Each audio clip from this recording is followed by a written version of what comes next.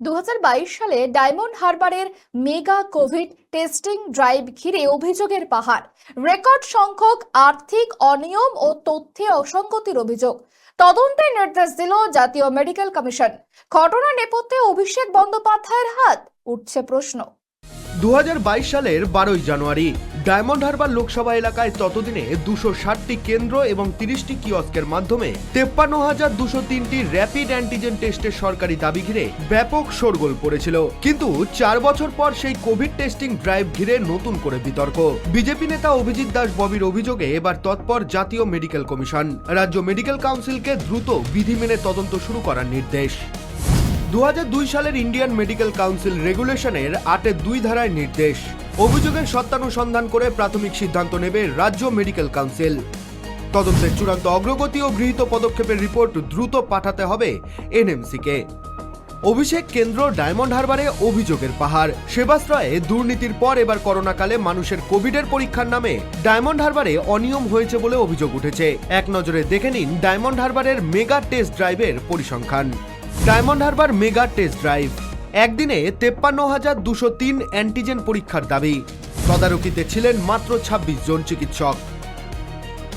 পুরো রাজ্যের স্বাস্থ্য বুলেটিনে মোট টেস্ট ছিল 71,792। কিটের ব্যাচ ভ্যালিডেশন নিয়ে অভিযোগ। কোল্ড চেইন রক্ষা ও বায়ো বর্জ্য নিষ্পত্তির নথির অভাব। স্বাস্থ্য সংক্রান্ত সরকারি প্রচারে রাজনৈতিক স্লোগান ব্যবহারের অভিযোগ।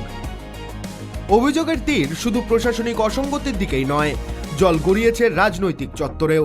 ডায়মন্ড হারবারের তৎকালীন সিএমওএইচ এবং বেশ কয়েকটি ব্লকের বিএমওএইচ এর বিরুদ্ধে যেমন গাফিলতির অভিযোগ উঠেছে, তেমনই অভিষেক বন্দ্যোপাধ্যায়ের ভূমিকা নিয়েও উঠছে প্রশ্ন।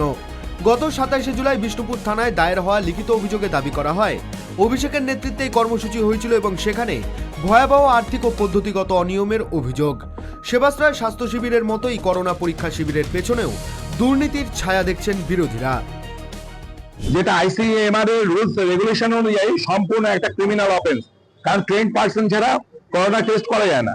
এবং সেক্ষেত্রে কি হলো, কি ও দেখালো যে ওর এখানটা নাকি সারা ওয়েস্ট বেঙ্গলে যেখানে 30% করোনা টেস্টের মধ্যে 30% করোনা পেশেন্ট, সেখানে ও বললো এখানটায় করোনা এফেক্টেড এর সংখ্যা হচ্ছে 1.2% এর মতন। অর্থাৎ যার অরিজিনাল করোনা হয়েছে টেস্টটাকে নেগেটিভ দেখাচ্ছে, এবং তার ফলে কি হচ্ছে, পরবর্তীকালে দেখা গেছে হয়তো যে এই রোগী মারা গেছে।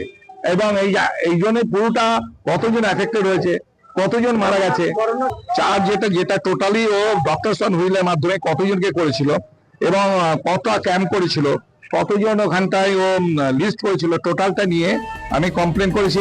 যদিও সমস্ত অভিযোগই আপাতত তদন্তাধীন এবং সত্যতা প্রমাণের অপেক্ষা, তবে কোভিড কালের বিতর্কিত মডেল ঘিরে বিতর্কের কেন্দ্রে সেই অভিষেকের ডায়মন্ড হারবার। তদন্তের পর রাজ্য মেডিকেল কাউন্সিল শেষ পর্যন্ত কি রিপোর্ট জমা দেয়, এখন তাই দেখার।